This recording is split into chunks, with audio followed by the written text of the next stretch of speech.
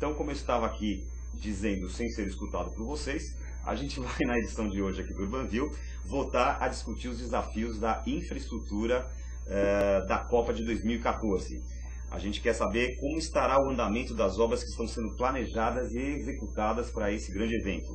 O que será que a gente vai conseguir e o que a gente não vai conseguir fazer até o início da Copa de 2014? Será que a gente vai apenas construir grandes obras faraônicas, grandes arenas, estádios que aí poderão ficar aí desocupados boa parte do tempo depois prontos, depois do evento?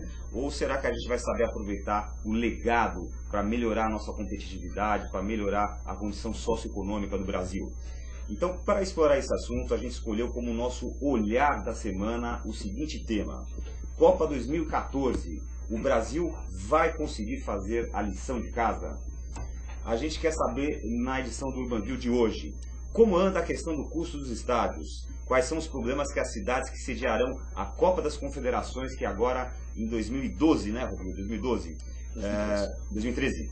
Então, quais são os problemas que as cidades que sediarão a Copa das Confederações já estão enfrentando? Quais os maiores gargalos e como anda a questão da mobilidade urbana?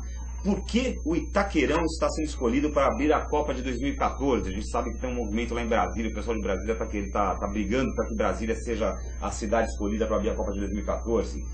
A tal da criação do RDC, que é o Regime Diferenciado de Contratações, é uma medida que vai trazer prejuízos para o Brasil? Por que teve que criar esse tal de RDC?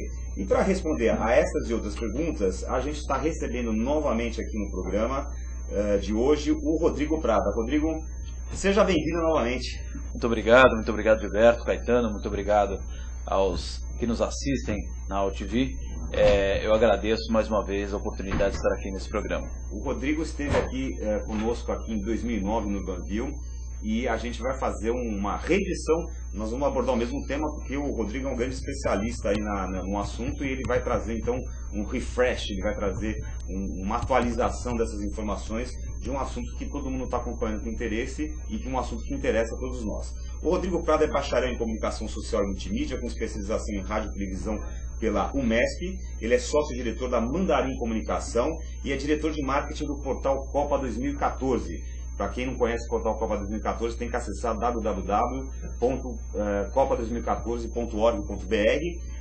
Ele é criador do time dos arquitetos da Copa, grupo que reúne os profissionais que estão à frente dos projetos dos estádios, aeroportos e obras de mobilidade urbana, projetados para a Copa 2014.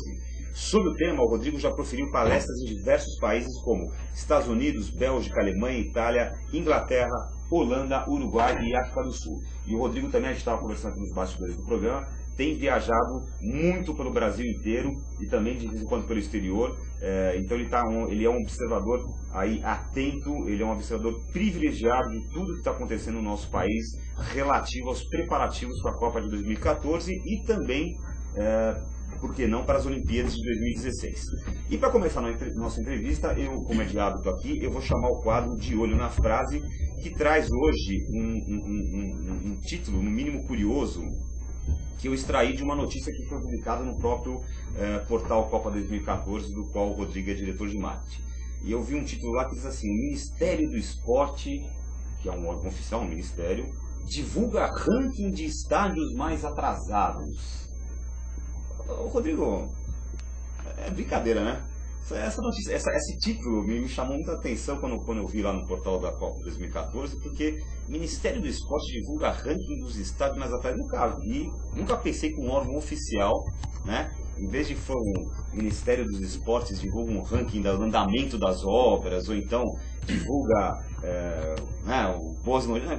divulga ranking de estádios mais atrasados. É como se oficializasse, né, no meu entender aqui, a incompetência do governo em gerir um evento tão importante para o país. Então, já que você é um observador aí privilegiadíssimo, vamos começar o nosso bate-papo, nossa entrevista, com uma análise sua sobre como está, de maneira geral, o andamento das obras para a Copa. Pois é, Gilberto. Em 2009, quando nós conversávamos sobre o andamento das obras, aquele início do processo, a gente questionava justamente a seguinte situação: faltava um gerente para tocar as obras da Copa. E, de fato, 2 anos depois, 1 ano e meio depois, a gente nota exatamente isso. Faltou um gerente para tocar essas obras da Copa do Mundo.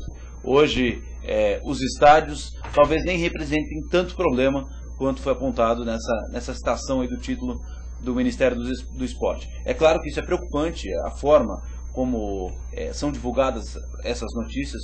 O Ministério do Esporte ele tem diversas outras preocupações, né? Eles estão preocupados com o Campeonato Brasileiro, com a Olimpíadas, com diversas outras atividades que o Brasil passará nos próximos anos e a própria formação de profissionais de educação física. Enfim, eles têm uma série de atribuições. E a Copa do Mundo jamais poderia ter ficado debaixo da direção do Ministério do Esporte. Isso nós já dizíamos em 2009 mesmo, porque a Copa do Mundo é uma relação muito complicada, né? Você tem diversos pontos, você tem diversas preocupações, diversos interesses envolvidos, você tem um país inteiro que está se preparando. Diversos atores nessa história, né? Diversos atores. Diversos interesses, né? E é uma novela com diversos atores, é isso mesmo. Você tem cada cidade uma situação, uma história, uma dificuldade, uma facilidade. Eu acho que isso a gente vai poder conversar bastante hoje aqui sobre cada dificuldade que cada cidade vem enfrentando. Nós fizemos em 2009 um roadshow, passamos por todas as cidades sedes da Copa, fazendo eventos sobre a preparação de cada uma delas para a Copa de 2014. Agora, em 2011, nós retornamos às cidades sedes. A gente já fez agora em 6 cidades. Começamos por Pernambuco, Manaus, Porto Alegre, Curitiba, Belo Horizonte, Salvador, e agora nós faremos no dia 15 de setembro um evento em Fortaleza para discutir como cada cidade está se preparando para a Copa. É muito curioso, Gilberto, porque a preparação, aquilo que a gente viu em 2009 e aquilo que a gente vê hoje é muito parecido. Infelizmente, se passaram 2 anos e pouca coisa se concretizou. Nós estamos nesse caminho para a Copa 2014, entrando no segundo tempo do jogo. O Brasil foi anunciado como sede da Copa em outubro de 2007.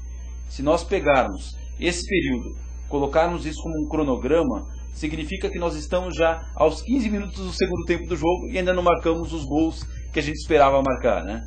Então, a nossa expectativa é que nesse segundo tempo a gente consiga fazer o que precisa ser feito para que o Brasil consiga sair vitorioso dessa Copa. A tua visão desses 2 anos que se passaram da primeiro roadshow para esse segundo roadshow, que pouca coisa avançou. Pouca coisa avançou. E sobretudo... Mas você acha que se deve a que esse pouco avanço? Olha, existem 2 coisas importantes, tá? Eu acho que na questão dos estádios, os estádios eles hoje seguem um ritmo já um pouco mais rápido, né? Eles não preocupam. Com certeza os estádios estarão prontos. Se não forem 12, serão 10, serão 8. A FIFA pode realizar a Copa do Mundo com 8 cidades sedes. Então ainda existe um buzuzu, né, de que 2 cidades, 3 cidades poderiam ser excluídas da lista das sedes da Copa de 2014. Agora, o que preocupa mesmo, Gilberto, é a questão dos aeroportos. Esse problema é um problema do Brasil, não é um problema da Copa de 2014. E esse problema o Brasil continua enfrentando cada vez pior.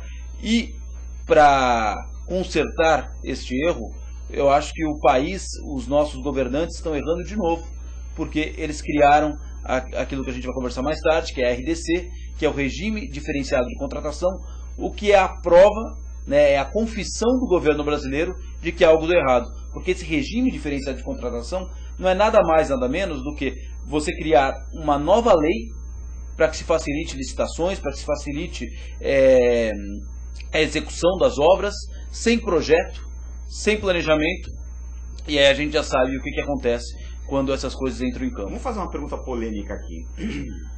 Você acha que esse atraso, esse quase que descaso com todas essas obras necessárias para a preparação desses grandes eventos, ela é quase que proposital do poder público para se criar esse tipo de situação, para que se faça tudo correndo, tudo de última hora, tudo sem licitação, tudo sem planejamento, para que se possa conseguir, digamos, vamos falar assim, polemicamente, mais corrupção? Realmente é polêmica. Eu prefiro acreditar que foi incompetência dos nossos governantes. O Brasil tem ainda diante à sua frente uma grande oportunidade para melhorar a sua infraestrutura. A situação não foi por falta de aviso, não foi por falta de... O portal, a gente tem uma política de cobrar muito das cidades, cobrar muito das autoridades, e isso sempre gera uma certa briga entre essas autoridades. Diversas vezes a gente tem ligações de secretários, até de prefeito, que já ligou para a gente reclamando de uma eventual matéria, falando: puxa, a imprensa local aqui da minha cidade só fala bem das obras da Copa, e vocês só metem o pau. O que vocês estão querendo com isso, né?